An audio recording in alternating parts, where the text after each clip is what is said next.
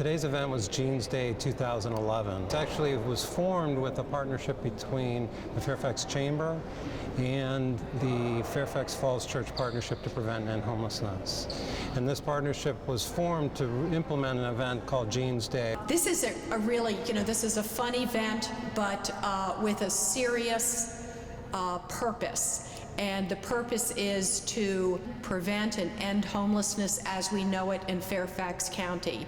The cost to an employee to participate in Jeans Day is $5. What people don't always realize is that there are people who struggle, and there are people who struggle especially during this period of time to the extent that they're trying to survive living in the woods, living in their car, living from sofa to sofa, and that's not okay.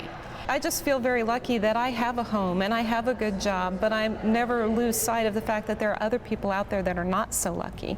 And they're looking for work and they're looking for some place to stay. And it's easy to forget about those things, but I think you have to remember that and give back where you can and give back to those causes that are important to you.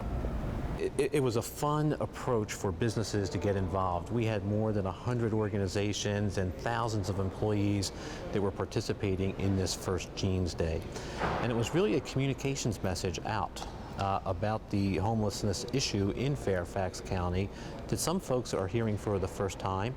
And so that's where the business community can help in getting enthusiasm and awareness of the situation to their employees. In human resources, one of the things we like to do is support the activities that are meaningful to our employees in the county as well as the community, and I think it just energizes folks and makes them feel good to come to work.